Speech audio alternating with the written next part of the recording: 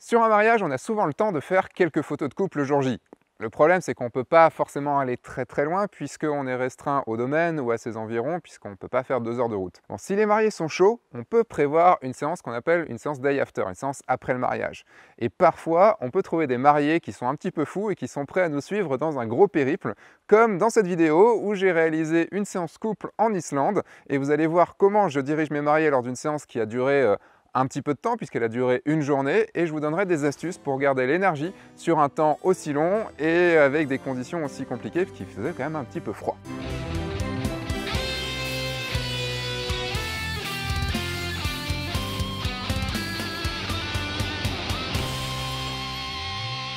Bonjour, je suis Sébastien Roignan et vous êtes bien sur le guide du photographe de mariage, la chaîne YouTube qui va vous donner les clés pour prendre votre indépendance et vivre de votre passion, la photo, et plus particulièrement la photo de mariage. À la base, la séance photo devait se faire à l'île Maurice. Ah oui, ça a quand même plutôt pas mal changé, et pour mon plus grand bonheur, et aussi pour celui des mariés. Parce qu'à la base, moi et Jessica, on devait aller à La Réunion, passer par l'île Maurice, et donc Victoria et Michael, des mariés de 2017, avaient prévu d'y partir en voyage de noces au même moment. Et je me suis dit qu'on pouvait en profiter pour faire les photos là-bas, histoire de changer un petit peu d'endroit. Et moi j'ai eu un changement de programme, je suis parti en Islande avec Jessica, et à ma plus grande surprise, les mariés ont changé leur plan, et au lieu de partir à Maurice, ils ont décidé de se faire 15 jours en Islande. Ça sera pas la même garde-robe évidemment, hein. Mais forcément j'étais super heureux car je préfère largement les volcans d'Islande aux plages de Maurice. Bon, même si je connais pas les plages de Maurice. Bon, si vous connaissez mon travail d'auteur, vous savez que j'aime les grands paysages, la pierre, les volcans, tout ça. Alors forcément ce voyage en Islande, je l'attendais. J'allais enfin pouvoir allier mon travail perso et mon travail de photographe de mariage. Donc nous sommes en septembre 2017 sur la péninsule de Snæfellsnes, sur la côte ouest de l'Islande. Il va falloir que je dise les noms islandais, ça va être un petit peu compliqué. Nous sommes avec Victoria et Michael qui se sont mariés en juillet 2017 en Suisse. Michael me suit depuis super longtemps sur YouTube.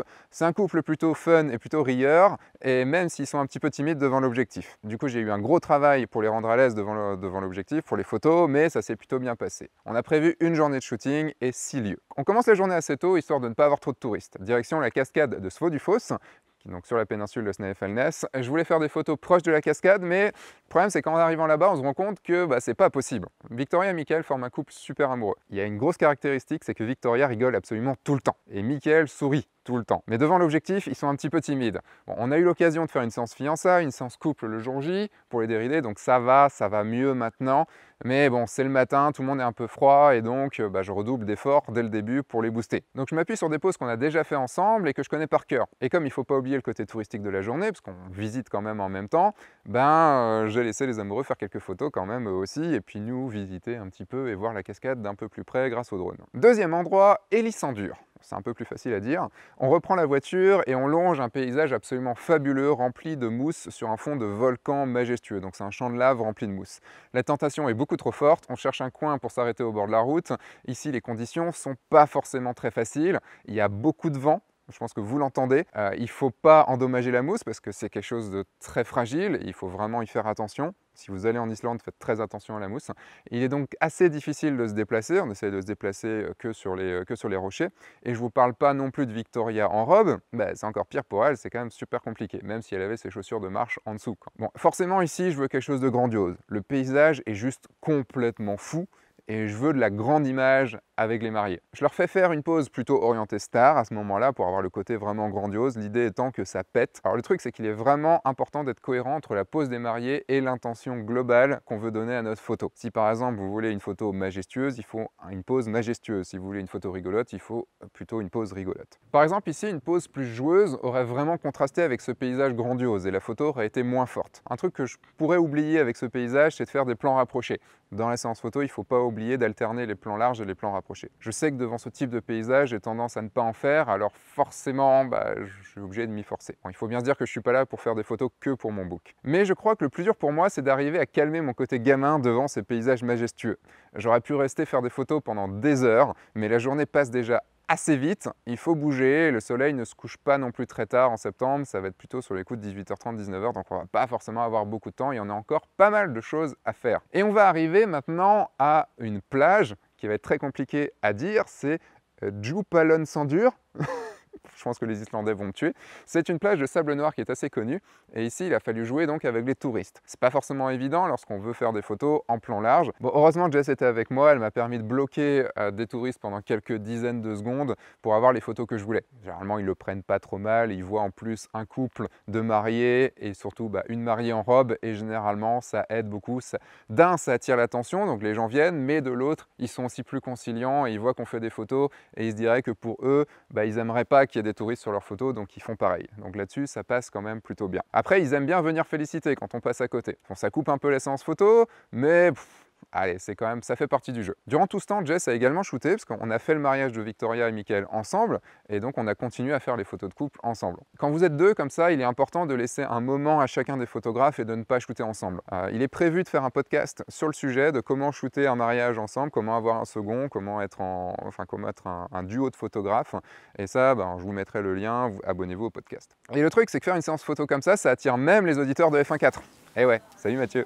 Bonjour à tous les fans de F1.4. Alors ce qui était vraiment cool, c'est qu'on avait des mariés qui étaient vraiment téméraires, et à chaque fois que je leur proposais un lieu, même un peu compliqué, comme ici où il fallait escalader un rocher pour avoir le point de vue que je voulais en haut, parce que c'était top, on avait les volcans et tout derrière, ils acceptaient sans rechigner. Même Victoria en robe, elle acceptait de le faire, et pourtant c'était quand même pas facile et plutôt un peu dangereux. J'ai eu un peu peur plusieurs fois. Bon, techniquement, on n'avait pas prévu 6 lieux, on en avait prévu 5. Mais il y a un moment, au bord de la route, j'ai vu un paysage, j'ai vu ce paysage-là.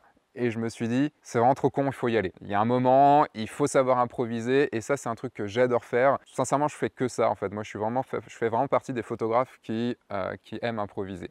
Je ne repère jamais les lieux où je vais shooter, parce que sinon, ça me ferait des images en tête, et je sais qu'arriver sur place, ça marcherait plus, en fait. J'aurais pas la même ambiance, pas le même soleil, pas les mêmes intentions, j'arriverai pas à reproduire ce que j'ai en tête. Durant toute cette journée, on se suivait à 2 voitures, et quand j'ai vu cette prairie au pied du volcan, j'ai fait « Oh, je passais devant, donc j'ai mis le clignotant et là, on va s'arrêter ». Heureusement, Victoria ne s'était pas changé, ni Michael évidemment, mais pour Victoria, c'était un peu plus compliqué, donc il a été facile de s'arrêter et d'aller shooter. Bon, on n'est pas tous les jours en Islande avec des mariés, donc faut savoir quand même prendre sa chance au bon moment. Il y a un truc très important, c'est d'avoir une bonne alchimie avec les mariés. S'ils nous apprécient, ils sauront faire les efforts nécessaires pour se mettre vite dans l'ambiance et répondre à nos demandes. Ils passeront la fatigue, ils passeront les conditions difficiles, par exemple ici le froid, et aussi ça a duré assez longtemps. Voilà, donc ça c'est vraiment une chose très importante, c'est que vous soyez complices avec vos mariés. Ici j'ai décidé de les faire jouer pour avoir quelque chose de différent, et ça allait bien avec le grand espace qu'ils avaient. Je les ai fait tourner, virevolter, sauter. L'idée c'est d'avoir du mouvement dans la photo.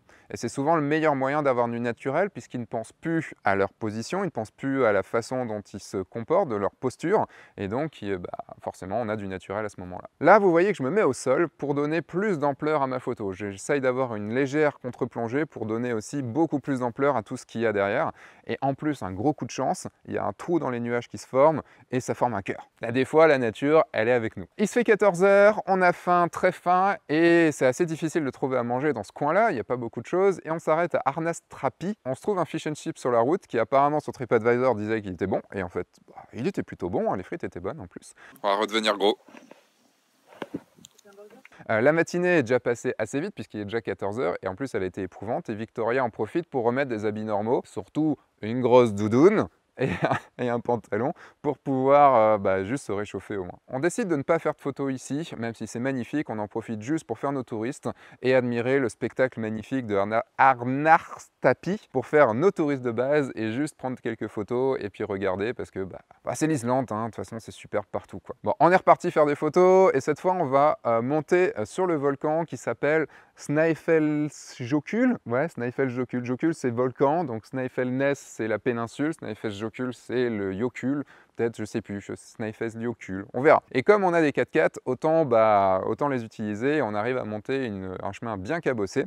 Et vraiment, merci Michael d'avoir trouvé ce lieu-là, d'avoir trouvé cette route, parce que putain, c'est beau. Regardez juste à quel point c'est beau. Allez Victoria, maintenant c'est le moment de remettre ta robe. Oui, je sais, il fait froid, mais combien de couples dans le monde auront ce type de photo pour leur mariage? Dis-toi bien ça. C'est un truc à dire aux mariés, ça marche toujours. Bon, là, évidemment, je suis comme un fou. J'aime vraiment cette sensation d'être porté par la photo quand je suis dans un endroit comme ça qui me prend, qui me rend extrêmement créatif, d'avoir ce frisson vraiment de la création qui me pousse à me dépasser. Rappelez-vous ce que j'ai dit tout à l'heure sur la cohérence. Ici, on a un paysage grandiose, donc il faut des poses grandioses. Donc je vais d'abord faire un plan large au 14 ou au 24 Puis je vais utiliser mon 135 mm et là je vais être obligé d'être très loin d'eux parce qu'en fait je veux les détacher, vraiment faire quelque chose comme si j'étais vraiment, enfin ils étaient seuls au monde. Donc là il faut vraiment que je leur dise quoi faire pour qu'ils puissent le faire pendant quelques minutes. Bon, comme on a déjà passé pas mal de temps ensemble, bah, j'ai juste à leur dire embrassez-vous, faites ci, faites ça, et quand je ferai ce geste-là, vous faites ce truc-là, et comme ça permet d'animer un petit peu la chose. Comme je serai à plus de 100 mètres, ça va être compliqué. Tout ce qu'on a fait avant, plus notre complicité, permet qu'il reste dans cet état d'esprit et que je puisse faire des photos. Alors juste un petit peu plus haut, on trouve une espèce de rivière de chocolat. C'est un truc de malade. La brume s'épaissit, donc on n'a pas pu aller beaucoup plus haut que ça, mais je vois ce trou en forme de croissant dans la pierre avec cette rivière en chocolat au lait. Forcément, je me dis là, il faut vraiment faire des photos. Victoria a plutôt très froid à ce moment, heureusement qu'il y a les sièges chauffants dans la voiture, mais ils savent qu'il faut faire des photos, donc on y va, et franchement je ne le regrette pas parce que j'aime vraiment beaucoup cette photo-là. Là on fait un dernier arrêt à Roodfelksjagorge.